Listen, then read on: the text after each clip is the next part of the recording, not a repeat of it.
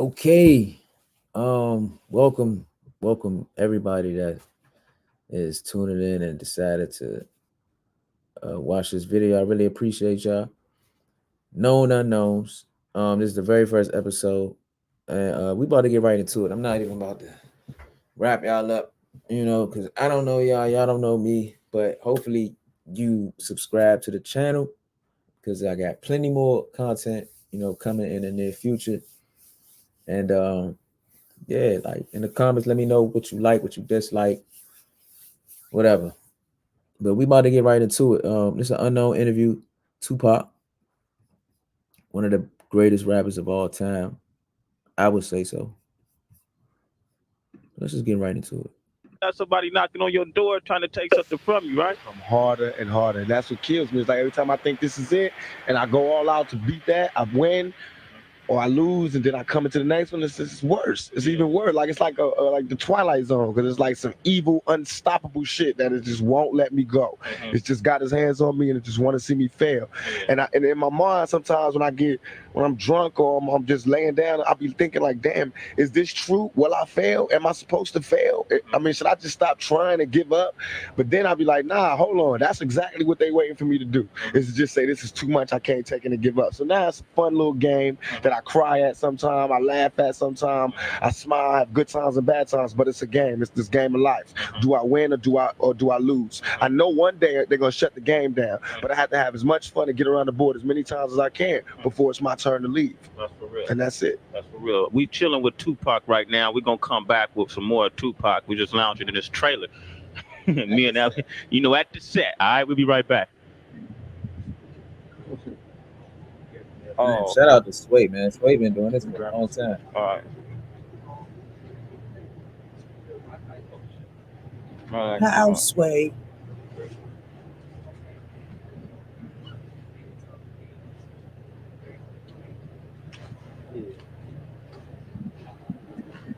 All right, man. It's funny, man, when I be looking at because I like to study. I like to watch how brothers evolve, in the shit, because you know how this business is, man. Everything is pretentious. It's just like, everybody get that one opportunity, and it's how who maintains it and then making it to. See, now they stopped recording. Of course, y'all know, like, they took a little break. But like I always wonder, like, when people do interviews and on like talk shows and just interviews, period, like I feel like once they take that break, it's like, who knows, what I'm saying? Like the conversations going on. Like who knows, like, what I'm saying? Like some people, I feel like a lot of artists like are like coached, into when they're doing these interviews, it's just like it's somebody behind the scenes, like, okay, you did good now, now keep this, talk about that. Clearly that's not going on in this situation, but I just feel like that is a thing that is a thing, in the entertainment industry. Another opportunity that lasts. I look at the shit you've been through, dude.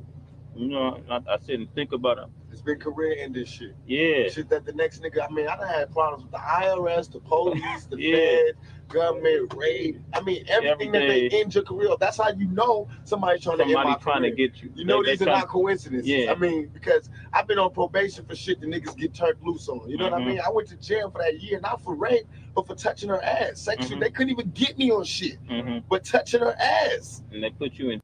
That's crazy. You see, and like, but in the movie, like they don't even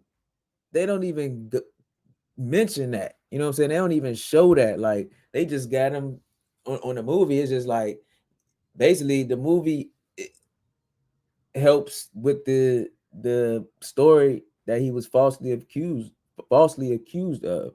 Excuse me. You know what I'm saying? Like the entertainment industry is just y'all need to tighten up, man. Like stop lying so much. Like just be real. Like people deserve to know the truth, because it, like they say, man, the truth will set you free. Like it's just lies on top of lies, man. And the longer that they tell these lies, You know what I'm saying? That people start to believe him, people start to forget the truth, and it's crazy, man. Jail for yeah, and I'm sitting there And thinking, if I go to any club, every bitch in there is grabbing me and touching me. And I went to jail for doing the same thing. And I didn't even do that. I mean, I'm saying in a mix of sex, you gonna touch her. You know what I mean? This was me and her personally. But they took that and they blew it out of proportion. And then you know what fucked it up is how like the media and shit. I mean, you look in the papers, they paint you so bad. You know what I'm saying? But the motherfuckers, they know. The media.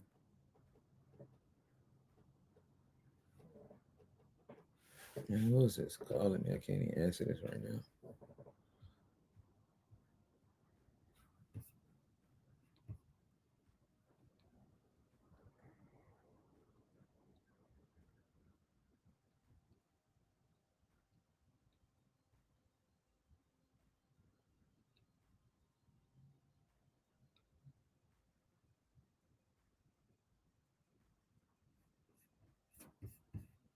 My bad, y'all. Not only they know what goes on in this shit, man. You know what I'm saying? Like with Tyson and all that shit. You know they know what goes on. You know you get in these environments like this. You got women all around here. You know what they thinking? You know? It's a game, dog, because it's a game because what it was that I went out of hand with it and I just started being outlandish and bragging and shit, and they had to stop me. They had to stay away and stop me. They said the police had to be first to kill me. And it just so happened that I got to get them before they got me. And then instead of that stopping me, it made me into a bigger star. And so they were like, "Oh fuck that, we're gonna stop this nigga." So right after that, look at the time, just study it. You say you study 2-3 weeks after that, the rape charge. Because they knew we gotta stop it. I mean, you gotta keep your head up out. The women love him, the dudes love him. How can we stop him? What could stop this guy? Why don't we just say he raped one of the women that love him so much? And that's what they did. Man, they just like, you know what I'm saying? And that's big. That's exactly what it is. Think about it. If I diss this bitch, I mean, you know how the game is open in the bag. If I diss this bitch, the perfect way for her to get back at me is to say, he raped me. Because she can sue me. It's not just hurting me. She can sue me and make millions. It's not just like I'm saying she's jealous. She can make millions if she do it right. If she gets some guys and they all plan it and I do everything I'm supposed to do, she can get millions. And that's exactly what they did. My co-defendants to this day have never been to trial. Did she make money? Huh? Did she make? She's got a civil suit pending. She called her lawyer right after she left my hotel. Before she called the police, she called the civil suit. Oh lawyer. shit! She was called the police. Yes. Oh my god. All right, let's come back. All right. You need this? Not really, man. I really want to ask you what was up with Janet. All right. Hey, we back chilling with Tupac. This man is multimedia. Not only is he a recording artist, he's also an actor. That was crazy what he said though. Like none of his co-defendants been to court. Like, damn. I don't know. Like, I mean, somebody definitely was out to get this man. Definitely. At least that's. I mean, that's what it's. That's how it feels because, like he said, like all the shit that he going through, man, is like it's crazy. Like it's just like something evil behind this shit. But before we get into the acting, I want to say, how did you first get down with Suge Knight and Death Row? Suge, I used to always see Suge. When they did the soundtrack for Murder Was the Case, it was when I was going through all those legal problems, and he was like, "Yo, give me a song, dog," and I was like, "Yeah, you can get whatever you want," you know. Gave him a song, and it was like the most I ever got for a soundtrack. I mean, the most I ever got for a song. It was damn near album budget. I mean, I think I got like something like 200,000 or 150,000 for one song, and the song they didn't even use it, but I still got paid. You know what I mean? I got paid for everything I did on the soundtrack, and I think I did like 2 songs or something, but.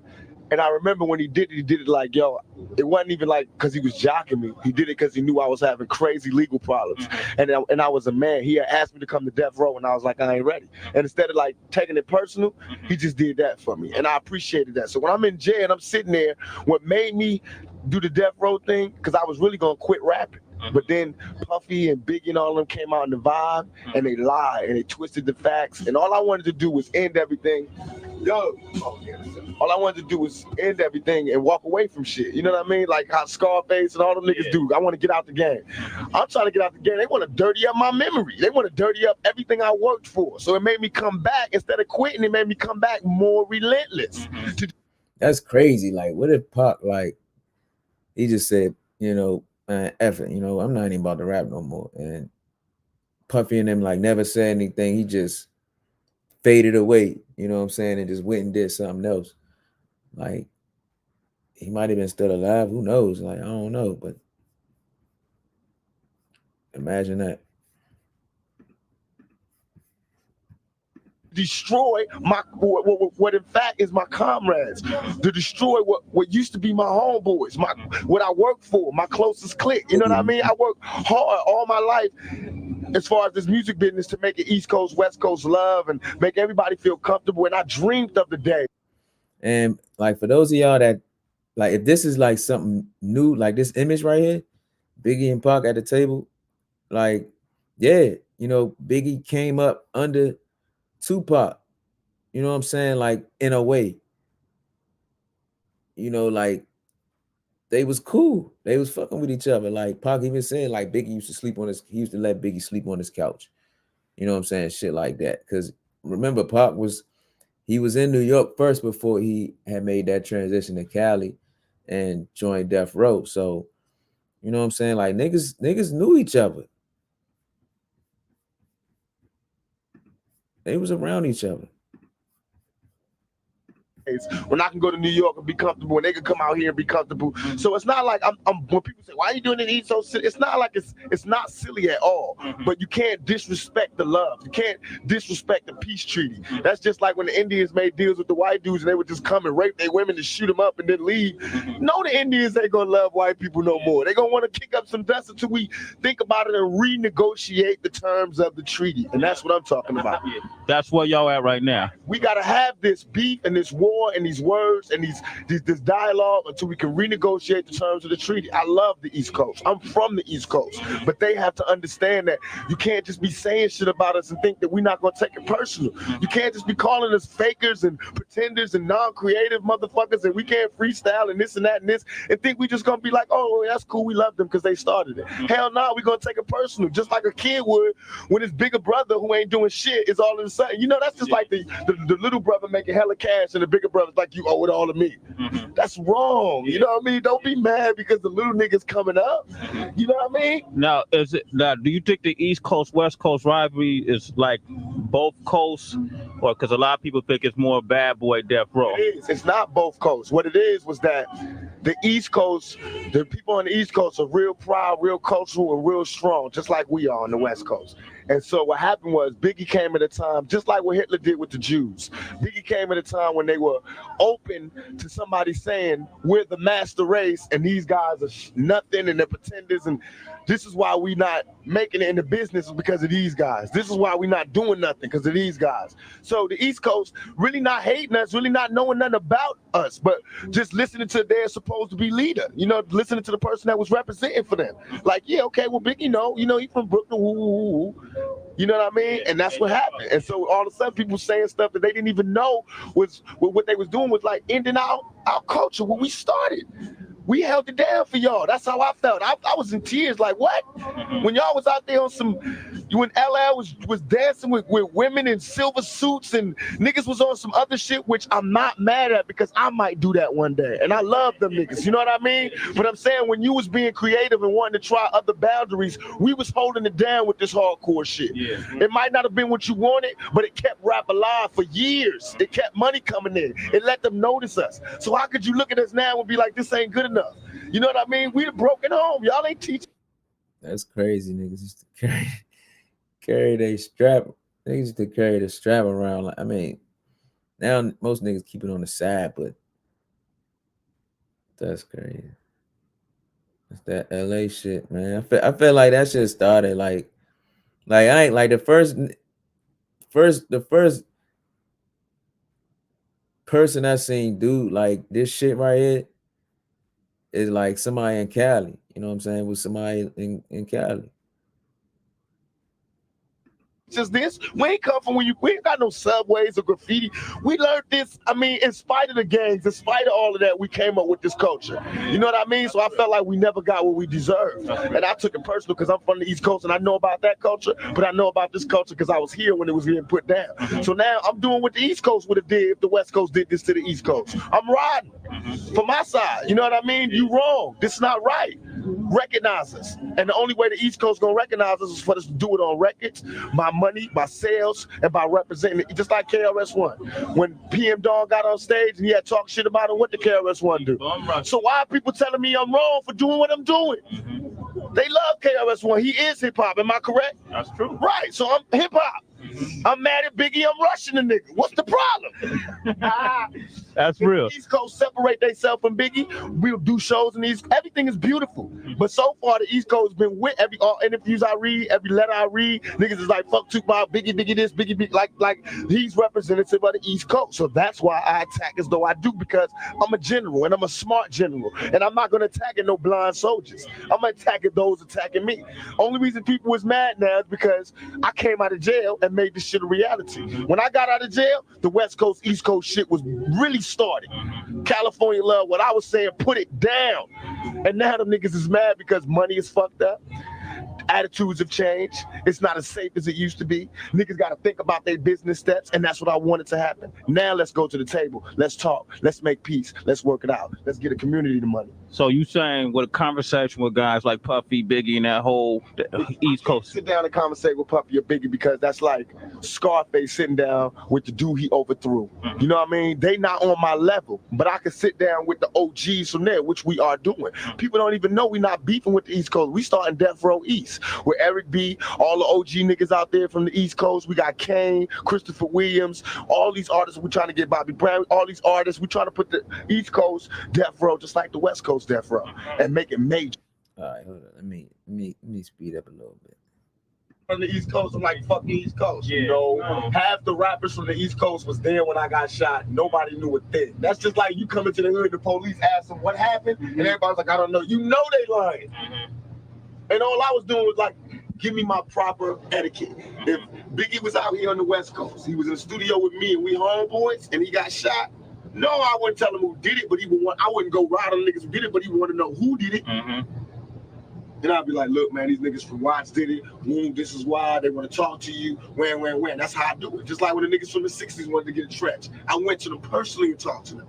I do it by the rules of etiquette. So I got shot. I'm like, yo, what happened? Come see me in jail. Biggie all in the air, talking about your hip hop is my homeboy wound, but not seeing me. My homeboy Stretch is going to Biggie's concerts. Niggas is like abandoning me. But all in the air and on TV, they like, yeah, pop, rest, you know, keep the struggle on. I was like, yo, I'm starting to turn into like Slick Rick. Niggas is just going to act like I'm going to just be in jail and they going to give me shout outs and try to take my position. And if you watch, that's what Biggie did. Listen to us. I was there, nigga. I trained the nigga. He used to be under me like my lieutenant. The nigga, I used to come to New York. I used to do shows and let the nigga come on before I did Keep Your Head Up and Get Around. Because nobody knew the nigga in New York. And I used to tell a nigga, yo, if you want to make your money, you got to rap for the bitches. Do not rap for the niggas. I told the nigga, don't rap for the niggas. Rap for the bitches. The bitches will buy your records and the niggas want what the bitches want. So all of a sudden, he changed from being listen to party and bullshit. That rule still applies today in the music business too. You make money, you make music for the females, that's all you gotta do. Everything else will follow. To his style. He changed from that to Big Papa. Because of me. He had my album, Me Against the World was the second one. He had the first one. I changed everything because Ready to Die came out and it sounded like my album. All my album was about, dealing with death. And then he came out Ready to Die and I had to switch it. Wow. That's why it was less East Coast rap, East Coast beats, because Biggie had just took my shit. That's what, but you can listen to it. That's what that was a success too. All right, so about to end it right here, and we're gonna come back on part 2 for sure. Like I said, like and subscribe. I appreciate everybody that checked this video out, and get ready for part 2.